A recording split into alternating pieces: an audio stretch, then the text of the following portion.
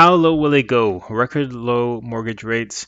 These rates just keep dropping. They just keep falling, and I think most people are very happy about seeing low mortgage rates below 2%. But you know what's funny? People are just they're never satisfied. It doesn't matter how low the rates are, they always want it to be a little bit lower, to the point where they would rather just not have any interest at all to pay. They'd rather just be paid to own the mortgage. Now, of course, in a fantasy world, I'm sure that could happen.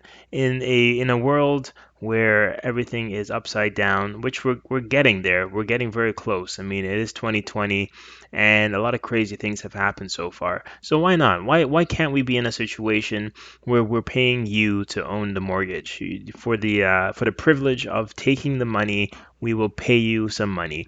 But right now, the rates are as low as they're probably ever going to be. I mean, if I'm wrong, I'm not going to be wrong by that much of a margin. We're already at what is it? One. I mean, you can get rates incredibly low. 1.79. What did I see the other day? Yeah, 1.79. I mean, is it gonna go lower? Yeah. I mean, I've even seen B lenders at rates that A lenders were at last year. Craziness. The market is nuts, and I think that's it's just a symptom of the times, right? I mean, money is just being pumped into the system. We need. I mean, let's just go into the story, and I'll give you an idea of what's going on. So while mortgage rates have been tumbling steadily over the last couple of months, many are now in record-setting territory, with certain 1 to 5 year fixed rates now available under 2% from discount brokers. A discount broker, what is that? That's just somebody that is a broker that is willing to give up some of their commission, lower their commission, so that you can get a lowered rate. Um, so a discount. So concerns over a second wave of COVID-19 have caused Canada's 5 year bond yield to fall to its own record low, which in turn is pulling down fixed mortgage rates. HSBC Canada led the and sorry HSBC Canada led the trend lower earlier this month when it announced a 5 year fixed default insured mortgage for 1.99, the lowest rate ever for a 5 year fixed at the time. There are now multiple brokers offering 5 year fixed rates at 1.98% and even lower in some cases, although those rates entail restrictive conditions. Yeah, I mean, usually you don't, if you were to break the mortgage, it'll be fairly expensive, and you know, there's just you don't really have a lot of options. So if you don't, you can't really. Uh, yeah, I mean, you just is it right for you? You just have to really determine, is having the lower rate, the lowest rate, is that the best option for you compared to having paying a little bit more and getting additional flexibility. Usually, it makes sense to maximize your flexibility because you're not going to pay that much more to do so. And the fact that we can't see into the future just means that you want to be in a situation that allows you to pivot or to manage new situations as they arise, right? So if that means you need to break your mortgage early, which, hey, listen, we all no, nobody knows what's going to happen. I think if there's one thing that 2020 has taught us is that we can't see into the future. So if you need to, um, you know, you need to have some flexibility so that you can accommodate these random years that come into our lives, and we have to just change our plans completely.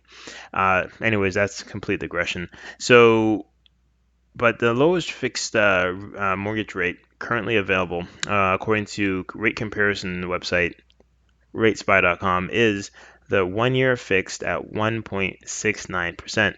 And as for those putting down less than 20% or more than 35%. Even the often shunned 10 year fixed rate is reaching new lows, currently available nationally as low as 2.84. This is just insane. Like it's literally just like, it's like money is falling from the sky. Like what is going on? Um, like maybe it's just because when you like for instance, if you were to look at what the rates were 20 years ago, what the rates were 30 years ago, like this would seem fictional, right? If you were ever to tell somebody of the rates that we're experiencing right now, it seemed like just a storybook, right? You're talking about unicorns and fairies. Where was I? So fixed rates are dirt cheap because funding costs keep sliding. Rate spy founder Rob McClister told CMT, pointing to the 5-year swap rate being just what am I saying? Just 8 beeps from its all-time low. The benchmark 5-year bond yield at a record low and credit spreads near 3 and 4 month lows. With a bearish economic report or two, we could slide further into uncharted depths as soon as next month. And I mean, maybe we're heading that way because at the end of the day, I guess recession is two downturn, 2 quarters of a downturn. But um, yeah, I mean, 38% decline in GDP year over year, annualized, right? We're not doing too well. We're not doing too well. So we're on a trend for absolute disaster. So the idea that if there's a second wave, that will just it might just completely take us out. And I don't mean to be hyperbolic or doom and gloom, but the way we've been managing the situation, uh, not to criticize anybody, but what there's that saying that you want to keep a little powder dry, and it's like, well, I think we shot everything we got. What else is there to really do? I mean, there's increasing supply chain issues. There's increasing issues. Uh, well, I mean, they're saying that there's no inflation, but I mean, inflation is just what the basket of goods that we observe, right? But I mean, in terms of how we actually experience life, are we seeing our money stretch further at the end of the month? No, it's not going as far as it was just even several months ago. So the idea that things are going to get positive anytime soon, ah, I'm a bit hesitant to believe in any of that, but I am so hopeful. Being optimistic is the best thing you can be because it allows you to look for opportunities at least, right? So this kind of rate environment is not a cakewalk for brokers and lenders. Savvy borrowers keep watching rates well after they're approved, he said. When they see better, they often ask for better, sometimes right up to closing. The number of rate adjustments a lenders right now is epic. Um, I mean, the best thing to do is just to wait up until whatever like to know ahead of time what the lender will do, if they'll make an adjustment, when up to what point in time will they allow the adjustment. Some lenders are very flexible, and again, that's just something you have to know ahead of time. How flexible is your lender? What exactly is important to you? I think that's really the key just when doing anything, just really knowing deep down what's important to you and what you're willing to give up in order to get the thing that's the most important. Because you can't get everything at once. You have to have one priority. And if it's your priority, that means it's the priority, right? It's the main thing that's important to you. And that means you're willing to give up other things, other features, other benefits in order to secure that main thing that's important, right? So when you're looking for a mortgage, it's no different, just like anything else. So why are mortgage rates so low? So there are a number of factors contributing to today's record low rates. As mentioned above, investors are concerned that a second wave of COVID would hamper sustained economic recovery, which has caused bond yields, which lead fixed mortgage rates to fall. People, well, I mean, everything's so crazy right now. Everything's going at just gangbusters, right? So yields go up when bond prices fall. When the prices go up, yields go down. So that means there's demand for the bonds. That means the yields are falling. Um, but yeah, I mean, but simultaneously, usually, I'm not to say that there's always some sort of inverse relationship between equities and fixed income, but I mean, what we're seeing is everything going up. Everything's just going up at such a crazy rate as at a lightning speed, and in a time at a time where uh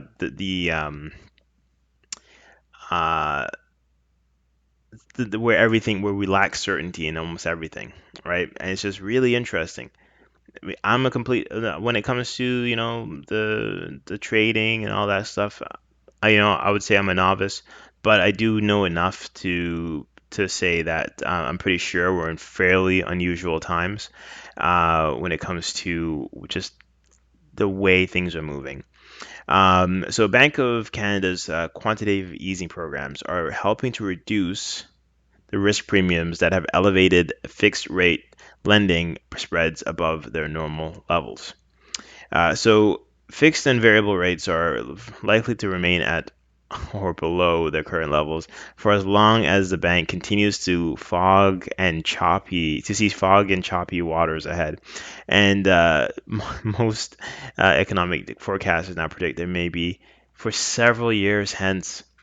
What is going to happen with these low rates? I mean, asset prices are just going to just go nuts. I mean, it's already bad enough to try to in the GTA anyways. Maybe people are going to start to build outside of the GTA. Maybe this is going to spark development outside of that because cheap money is as cheap as it's going to get, or close to as cheap as it's going to get. I mean, is it going to how close to zero can we get? I think that's the question, and maybe that's where we're trying to head. So while there's so instead lenders are where was I?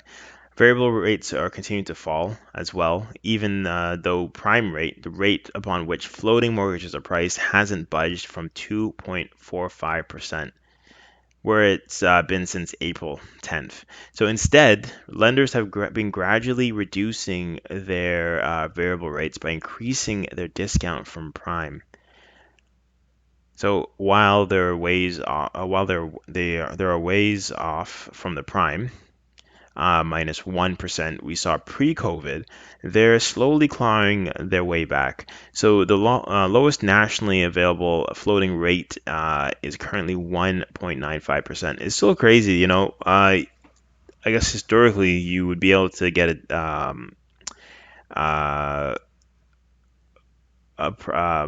a variable rate for lower than you would a fixed rate, but no, that's just not the case. I mean, no, that's not the case. The fixed rate, still the benefit is, of course, if you break it, you're paying less in fees to do so. Anyways, the lowest nationally. Oh, I already read that. So lenders' costs have fallen after spiking during the COVID crisis. As a result, lenders have profit margins to play with.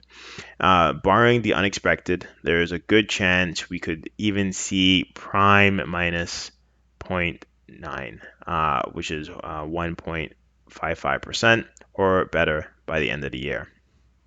Is it worth breaking your current mortgage for a record low rate? Now, I think that's probably what everybody wants to know, or not everybody, a lot of people. Anyways, while these rock bottom rates are great for new home buyers, they're likely a source of frustration for borrowers who are currently locked in at much higher rates. For example, someone who's locked in a 5-year fixed rate just 6 months ago likely would have obtained a rate of around 3.39%. The going rate at the time, just 6 months ago, with a comparable default insured 5-year fixed rate now at as low as 1.99%. I mean, you can't have buyer's remorse. You buy what you can afford when you can afford it and when you can get it, right? No point of thinking about. with no point of something spilt milk, which begs the question: is it worth breaking your existing mortgage to obtain a lower rate? It's a difficult question for many fixed rate holders who would stand to face a potentially crippling prepayment penalty. Usually, it's substantial, tens of thousands. The question was explored in a recent rates.ca piece, which walked through a real life situation of a borrower breaking a 5-year fixed rate of 3.39, despite the $32,000 penalty in order to lock in a much lower 2.29%. After making 20% lump sum prepayments, reinvesting the monthly mortgage payment back, savings back into the mortgage in the form of prepayments, the borrower surprisingly comes out ahead $19,248 after the 5 years. While this strategy is definitely not for everybody, I mean, it isn't. It's definitely not for everybody. It may be worth exploring if you're currently locked in at a much higher rate. If you aren't able to run a similar scenario for the one above, it may be worth reaching out to a mortgage broker who could easily do the calculations to see if breaking your mortgage makes sense. It's very straightforward calculation. Yeah, but yeah, I mean, I think there's a lot of doom and gloom. I think there's a lot of justified doom and gloom today when it comes to the mortgage market. It is absolutely crazy. No, sorry, not the mortgage market, but just the general economy. I mean, which means the rates may get lower. But I think what's really happening is there's an opportunity for a reorganization of a lot of things. Like I was saying earlier, like the supply chain issues. A lot of that probably needs to just be automated, right? And a lot of people, I think everybody's going to be working some in some shape or form. They're going to be working in either IT or finance. I think that's probably where literally everything is going. And either you're managing machines, or you're creating code, or you're running numbers. That's really it. And they're just probably going to see a massive reorganization, and because of that, it takes time, and there's going to be a lag when new things happen. But this is just me hypothesizing, right? This is just me guessing at what's going to happen in the future. Anyways, that's I'm going to bring this video to a close, but hopefully this was somewhat informative. Just me kind of rambling on about some mortgage stuff, I suppose. I think that's probably kind of what it turned into. Anyways, hopefully you're having a wonderful day, and we'll talk soon. Peace.